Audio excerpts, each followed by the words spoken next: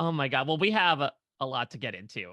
Oh Lord. So much. I mean, I'm so excited to talk about this because what an ending. First and foremost, I gotta start with where things finish here. I'm so curious. You walk into this fire pit at the final four. I think you get a sense that's like Kate's a traitor.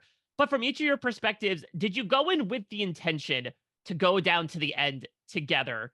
Or did something change at that moment for you to say, Kate's done, but I want to keep going with this? CT will start with you.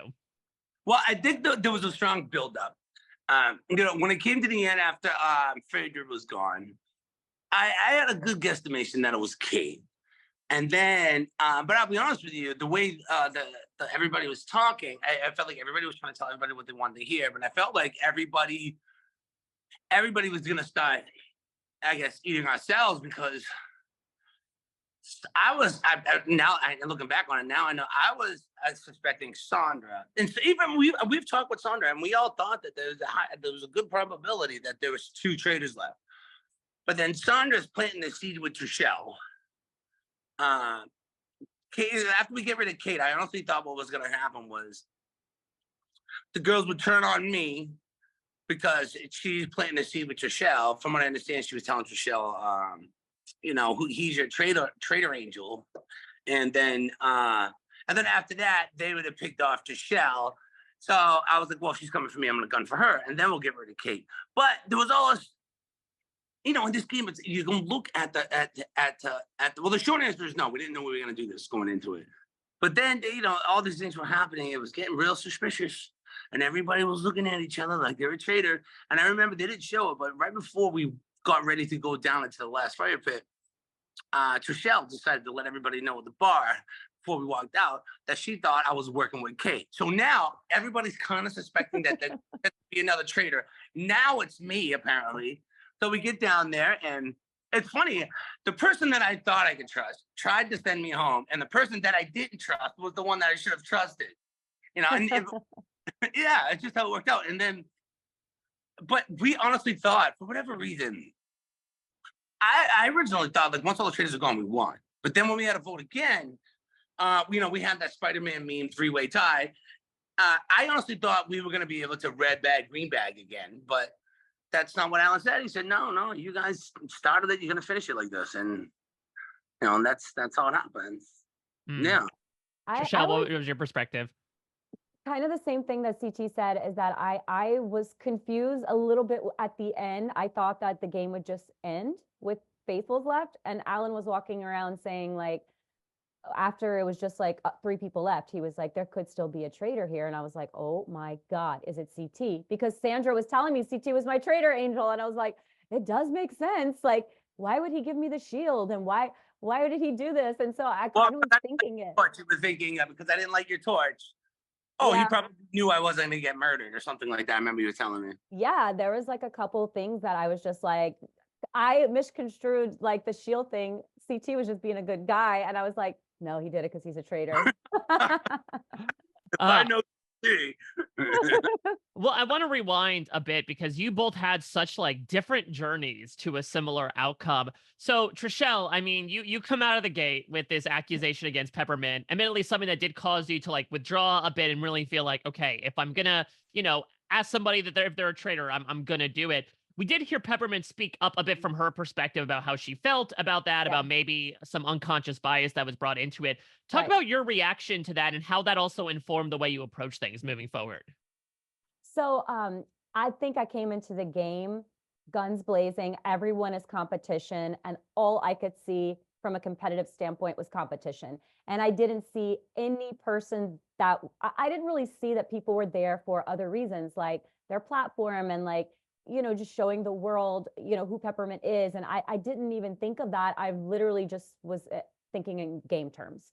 And so I misread a facial expression. However, the whole game is based on assumptions and misreads. And, somebody thought that John had asthma, the whole thing. There was little to go on in the beginning. And I think what I did learn though, because whenever Peppermint spoke at the reunion, I was just like, I agree with everything that she said. I just think that from now on, I'm really going to see people as a whole and not just competition. I mean, like, Yeah, I could be a little bit less competitive probably in the future and just really try to make it a point to get to know everyone and why they're there. So CT, what I found so interesting was you vocalize, at that round table where you vote off Sandra and at the reunion, you're like, we don't negotiate with terrorists. I'm not cutting any sort of deals with traitors, which surprised me a bit considering that you're from quote unquote like the gamer side of things. Was that a strategy you always came in with, or was that something that developed the more that it really became like an us versus them situation? Well, I'm going to try to use them like they're using me, right? So, say, for example, the traders are going to use faithfuls to get rid of faithfuls. Yeah. Now, I have an assumption of who I think is a traitor. Doesn't mean I'm going to go over, shake hands, and cut a deal. You look after me, I'll look after you. Because what's going to happen in the end? You're going to be doing the same thing that you're doing now. I'm just going to bide my time. And so when it came to Phaedra, it's just because you think someone's a traitor doesn't mean you should tell everybody about it, because it's not about just finding a traitor. You're going to survive a traitor. So it's if we bang a drum and you don't get the votes, guess what? You're going home. Or even if someone thinks you're a traitor, you're going to get voted off by them. So you get a. And what was great was when they finally got the jump, and it was in the nick of time when that whole bull to the crossbow competition. That was when I really started to believe not only Phaedra but Sandra was a traitor too, because that wasn't the first time Sandra tried to sabotage somebody from getting a shield. She did it with Peter and Janelle, and then she also did it with Kevin. So I was like, okay, I'm going to keep you closer than my friends, And I had a good assumption that it was Kate, but then there was also, we also thought there was potentially another one, Hmm. And Yeah. this is what's great about the game. It's designed to keep you in a state of confusion. There's no smoking gun. It really was confusing because Alan would come to breakfast some mornings and say, well, you know what happened last night? And we're like, no, like what? Was there two traitors that were recruited? Like what happened? And so you're kind of always guessing, and it's the point of the game, but that's what makes the show so good. Yeah, so to that point, I mean, the last thing I want to ask is now you're on the other side, and certainly there was some debate, particularly when it came to the MJ situation, even at the reunion, certainly online in the past 12 hours or so, of like, okay, what is the right way to play? What is the right way to win, if there is one? I'd love to hear from you both. Trishelle, I'll start with you. What do you think about that, especially considering where everyone comes from in their reality TV backgrounds? Do you feel like there is sort of like a proper way to play and hopefully win the traders? The game is called The Traitors. Literally in the tagline of the show, it says betrayal, deceit. And so, like, I don't know why anyone would expect anything less. And also, it's a TV show. Like, people were entertained. And so, for me, I didn't understand why MJ was mad at me. I didn't, but I tried to take her with me.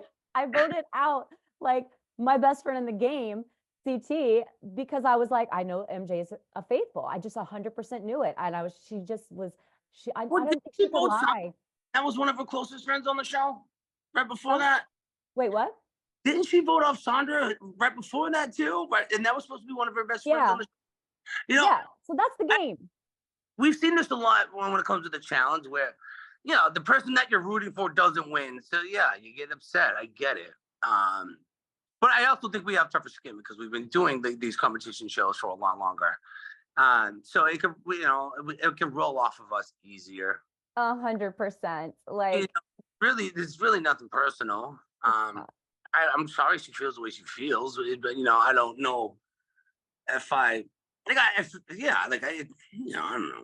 I mean, CT and I came from a very brutal background with the challenge. It was just really brutal.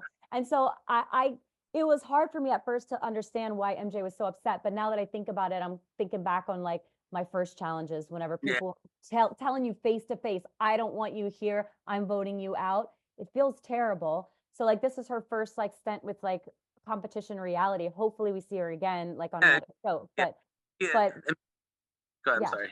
No, she was just, and I understand why she's why it's shocking to her. But for me and him, it's not. It's kind of but what's the right way to win? I get it. In the end,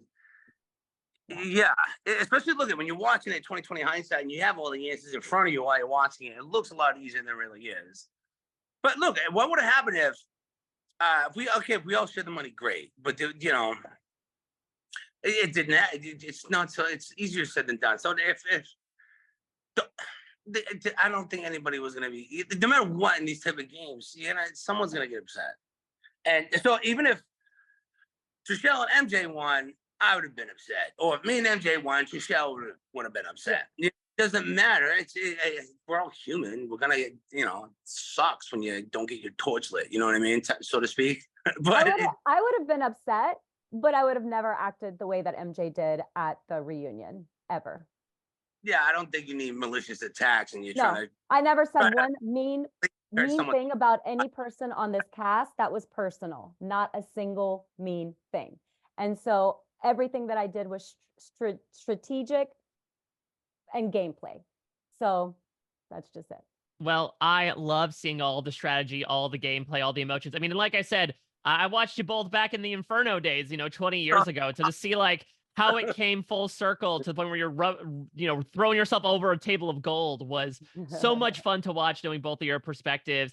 CT, in my opinion, I think you got to put this in the notching your belt in the GOAT category versus Mr. Bananas. I know it's a bit of a different category, no. but listen, maybe my words, not yours, but thank you both so much for everything you brought to the season and for taking the time to chat with me. Enjoy the new windfall of cash, and all the best to you and yours. Thank you, Mike. Good talking All right, to have a you. good one. Bye-bye.